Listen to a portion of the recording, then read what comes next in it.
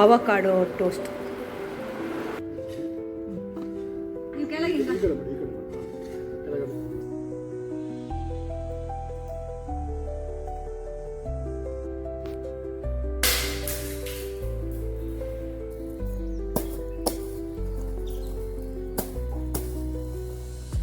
ಗಮತಿ ಪಂತಿ ಬೋಡ.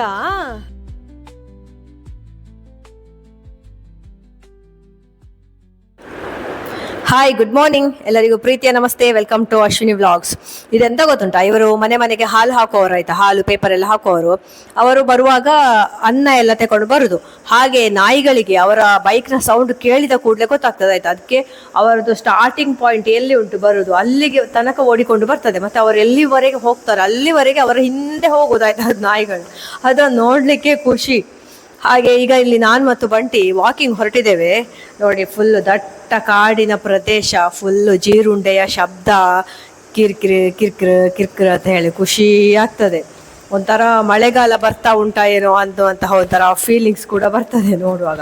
ವೆದರ್ ಸಹ ನೋಡಿ ಅಂತೆ, ಫುಲ್ಲು ಒಂಥರ ಸನ್ಶೈನ್ ಇಲ್ಲ, ಹುತ್ತ ನೋಡಿ ಹೇಗೆ ಹುತ್ತ ಬೆಳೆದಿದೆ ಅಂತ ಹೇಳಿ.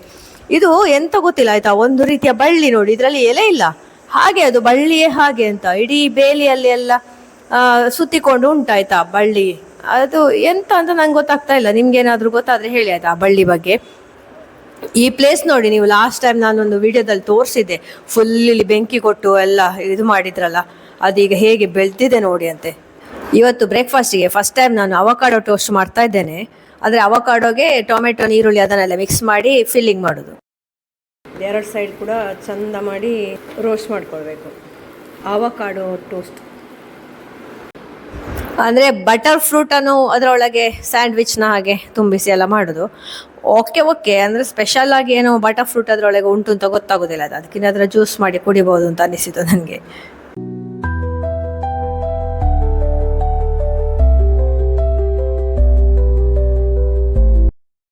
ಇವತ್ತು ಬಂಟಿಗೆ ವ್ಯಾಕ್ಸಿನೇಷನ್ ಆಯಿತಾ, ಆ್ಯಂಟಿ ರ್ಯಾಬಿಸ್ ಮತ್ತು ಡಿಸ್ಟೆಂಪರ್.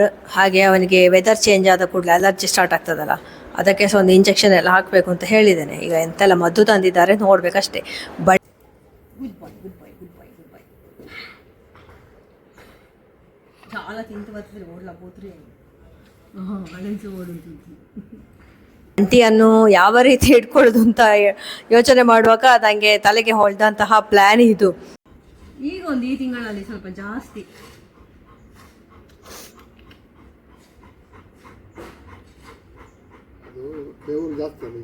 ಹಾಗೆ ಅಂತಲ್ಲ.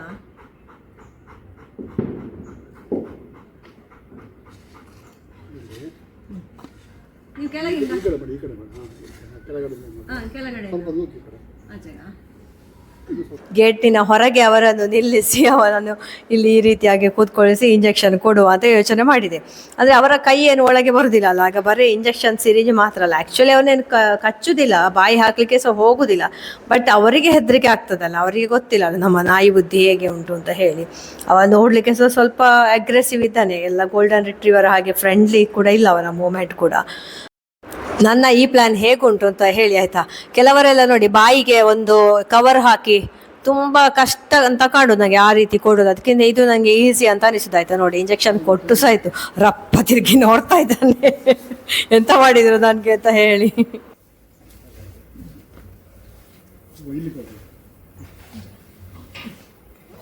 ಸೈಡ್ ಅನ್ನತ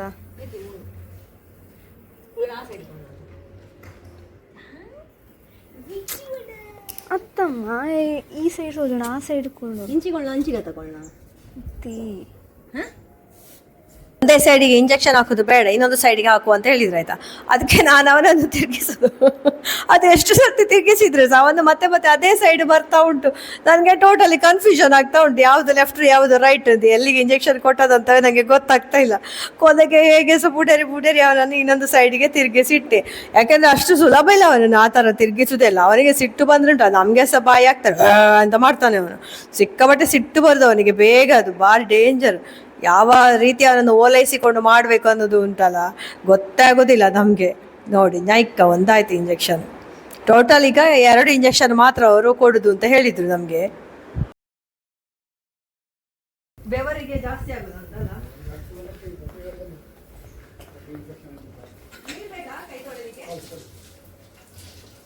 ನೋಡಿ ಅವ್ರು ಬಿಟ್ಟ ಕೂಡ್ಲೆ ಎಲ್ಲಿ ಬಂದು ಅಡಗೆ ಕೂತ್ಕೊಂಡಿದ್ದಾರೆ ನೋಡಿ. ಇನ್ನು ಸಹ ನಾವು ಹತ್ರ ಬಂದ್ರೆ ಕಾರಿನ ಅಡಿಗೆ ಹೋಗ್ತಾರೆ ಅವರು.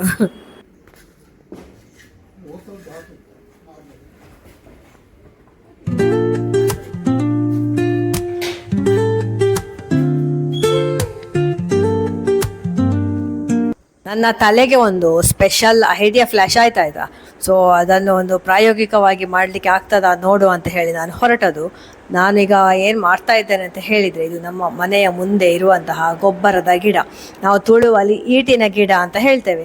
ಆ ಗಿಡದಲ್ಲಿ ತುಂಬ ಕೋಡಾಗಿದೆ ಆಯಿತಾ. ಆ ಕೋಡನ್ನೆಲ್ಲ ನಾನು ತೆಗೆದು ಅದರಿಂದ ಬೀಜ ಮಾಡುವ ಅಂತ ಯೋಚನೆ ಮಾಡ್ತಾ ಇದ್ದೇನೆ. ಯಾಕೆ ಅಂತ ಹೇಳಿದರೆ, ಮಠದಲ್ಲಿ ನಾನು ಹುಲ್ಲಿನ ಒಂದು ಇದು ಗ್ರಾಸ್ ಲ್ಯಾಂಡ್ ಮಾಡುವ ಅಂತ ಹೊರಟಿದ್ದೇನಲ್ಲ, ಹಸುಗಳಿಗೆಲ್ಲ ಕೊಡಲಿಕ್ಕೆ. ಸೊ ಅದರ ಸುತ್ತ ಒಂದು ಫೆನ್ಸಿಂಗ್ ಬೇಕಲ್ಲ, ಅದಕ್ಕೆ ಇದನ್ನೇ ಬೀಜ ಹಾಕಿ ಇದರದ್ದೇ ನ್ಯಾಚುರಲ್ ಕಂಬಗಳನ್ನು ಮಾಡಿದರೆ ಮತ್ತೆ ಪದೇ ಪದೇ ಕಂಬ ಚೇಂಜ್ ಮಾಡುವ ಕೆಲಸ ಇಲ್ಲಲ್ಲ ಅಂತ ಹೇಳಿ ನನ್ನ ಒಂದು ಯೋಚನೆ.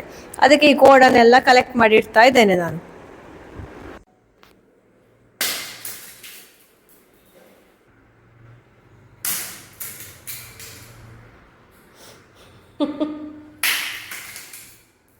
ಇದನ್ನು ಫಸ್ಟ್ ಟೈಮ್ ನೋಡೋಗುಂಟಲ್ಲ, ನನಗೆ ಸಹ ಹೆದ್ರಿ ಲೋಕ ಇಲ್ಲ ಆಯ್ತು, ಎಂತ ಸಿಡಿಲು ಬಡಿಯುವುದು ಅಂತ ನನಗೆ ಅನಿಸಿತು.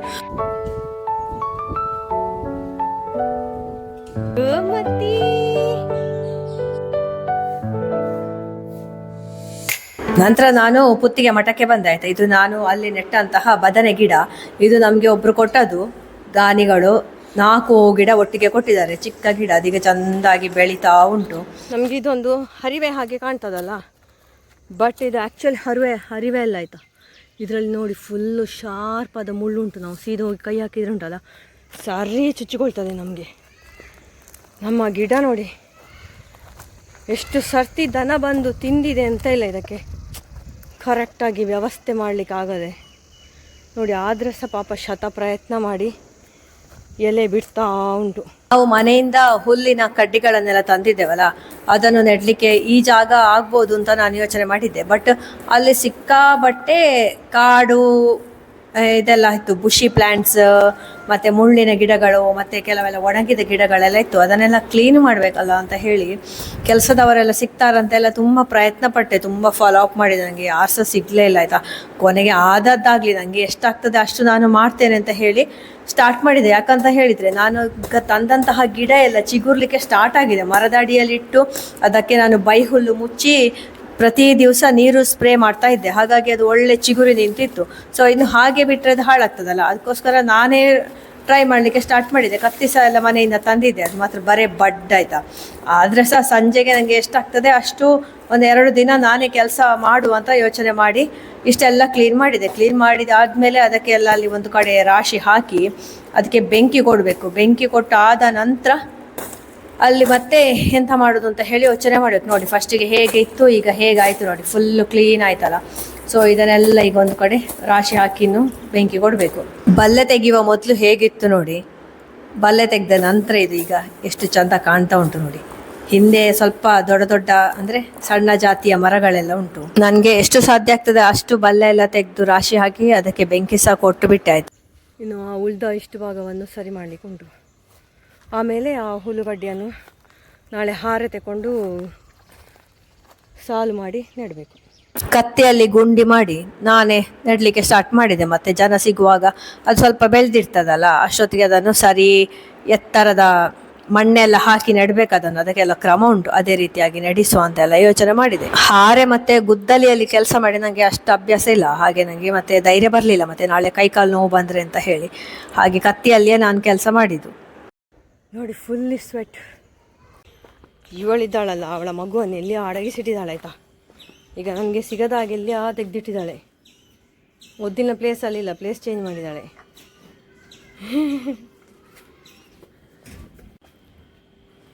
ಗೋಮತಿ ಪಂತಿಬೋಡ ಸಿಹಿ ಗುಂಬಳದ ಬಳ್ಳಿಯಲ್ಲಿ ಉಂಟಲ್ಲ, ತುಂಬ ಕುಂಬಳಕಾಯಿ ಆಗಿದೆ. ಆದರೆ ಎಲ್ಲ ಸಹ ಬಾಡಿ ಬೀಳ್ತಾ ಉಂಟು ಅಂತ ನೋಡಿ. ಅಂತ ಇದು 3 ಸುತ್ತಿನ ಮಲ್ಲಿಗೆ ಹೂವು, ಎಷ್ಟು ಚಂದ ಆಗಿದೆ ಅಲ್ಲ. ಹಾಗೆ 2 ನಮೂನೆದು ಮಲ್ಲಿಗೆ ಹೂವಿನ ಗಿಡದಲ್ಲಿ ಕೂಡ ಮಲ್ಲಿಗೆ ಅರಳಿ ನಿಂತಿದೆ. ಇದು ಸಹ ಹಾಗೆ ಭಾರಿ ಚಂದ ಉಂಟು. ಹಾಗೆ ಇಲ್ಲಿದ್ದು ಈ ಕಿಚನ್ ಗಾರ್ಡನಿಂಗ್ ಇದು ಕೆಲಸ ಆದಮೇಲೆ ನಾನು ಮನೆಗೆ ಹೊರಟೆ. ನೋಡಿ ನಮ್ಮ ಬಂಟಿಗೆ ಪಾಸ್ಪೋರ್ಟ್ ಉಂಟು. Companion animal passport. ಇದು ಫಾರಿನ್ ಟ್ರಾವೆಲ್ಗೆ ಇರೋದು ಪಾಸ್ಪೋರ್ಟ್ ಅಲ್ಲ, ಅವನಿಗೆ ಎಷ್ಟು ಸರ್ತಿ ವ್ಯಾಕ್ಸಿನೇಷನ್ ಎಲ್ಲ ಆಗಿದೆ ಅಂತ ಹೇಳಿ ಡೀಟೇಲ್ ಇರುವಂತಹ ಪಾಸ್ಪೋರ್ಟ್ ಇದು. ಇಡೀ ಅವನ ಹೇರ್ ಫಾಲ್ ಆಯಿತಾ, ಅದಕ್ಕೆ ಕೇಳುವಾಗ ಡಾಕ್ಟ್ರು ಇದನ್ನು ರೆಕಮೆಂಡ್ ಮಾಡಿದ್ದಾರೆ. ಇದನ್ನೀಗ ಹಾಕಬೇಕು ನಾನು ಮತ್ತು ಮಗಳು ಸೇರಿ. ಕಾಮಿಡಿ ನೋಡಿ, ನಾನು ಎಂಥ ಮೆಹಂದಿ ಪರಿಮಳ ಬರ್ತದೆ ನೋಡೋದು. ಇವರ ತಲೆ ನೋಡಿ ಫುಲ್ ಮೆಹಂದಿ ಆಗಿ ಕೂತ್ಕೊಂಡಿದ್ದಾರೆ. ಓ ದೇವರೇ, ಬಂಟಿಗೆ ಇಂಜೆಕ್ಷನ್. ಕೇಳ್ಪೆ ಬಿಡು. ಈಗ ಅಲ್ಲಿ ಬಂಟಿದು ಟ್ರಂಕ್ ಉಂಟು, ಅದರಲ್ಲಿ ಕತ್ತರಿ ಎಲ್ಲ ಉಂಟು. ತೆಗೋ ಪೋಡಿಗೆ ಪ್ರಿಯಾಶಿ ಆಗಿ ಜಾಯ ಪೋಡಿಗೆ ಹಾಪುನು ಪೋಡಿಗೆ ಹಾಪುನ ಬಂಟಿ. ನೋ, ಬಂಟಿ ಇಸ್ ಗುಡ್ ಬಾಯ್. ಇದೆಯಾ ಬಂಟಿ ಗುಡ್ ಬಾಯ್ ಬಂಟಿ. ಕತ್ತರಿಗೆ ತಗೊಂಡು ಅವಳಿನ ಟ್ರಂಕ್. ಬಂಟಿಗೆ ಒಂದು ಟ್ರಂಕ್ ಉಂಟು, ಗೊತ್ತುಂಟಾ? ಬಂಟಿಗೆ ಮದ್ದು ಹಚ್ಚುವ ವಿಷಯದ ನನಗೆ ಮತ್ತು ಮಗಳಿಗೆ ಜಗಳ. ಅದು ಎಲ್ಲಿಗೆ ಹಚ್ಚೋದು ಅಂತಲೇ ಗೊತ್ತಾಗೋದು. ಡಾಕ್ಟ್ರು ಕುತ್ತಿಗೆ ತೋರಿಸಿ ಹೇಳಿದ್ದಾರೆ ಕುತ್ತಿಗೆಗೆ ಹಚ್ಚಿ ಅಂತ. ನಮಗೆ ಕುತ್ತಿಗೆ ಹಿಂದೆ ಹಚ್ಚೋದು ಮುಂದೆ ಹಚ್ಚೋದು ಅಂತ ಗೊತ್ತಿಲ್ಲ. ಒಟ್ರಾಸಿ ಅರ್ಜೆಂಟ್ ಮಾಡಿಕೊಂಡು ನಾವು ಕುತ್ತಿಗೆ ಅಡಿಭಾಗಕ್ಕೆ ಹಚ್ಚಿಬಿಟ್ಟೆವು. ಅದು ನಿಲ್ತದ, ಅದು ಎಲ್ಲ ಕೆಳಗೆ ಬಿದ್ದಿದೆ ಆಯ್ತಾ. ಮತ್ತೆ ನಾವು ಗೂಗಲಲ್ಲಿ ಇದರಲ್ಲೆಲ್ಲ ಸರ್ಚ್ ಮಾಡುವಾಗ ಮ್ಯಾನ್ಯುವಲಲ್ಲಿ ಬರ್ದುಂಟು ಅದು ಕುತ್ತಿಗೆ ಹಿಂಭಾಗಕ್ಕೆ ಡ್ರಾಪ್ಸ್ ಹಾಕ್ಲಿಕ್ಕೆ. Thank you for watching. Please like ಮಾಡಿ, ಶೇರ್ ಮಾಡಿ, ಹಾಗೆ ಫಸ್ಟ್ ಟೈಮ್ ನೋಡೋರಾದರೆ ಸಬ್ಸ್ಕ್ರೈಬ್ ಮಾಡಿ.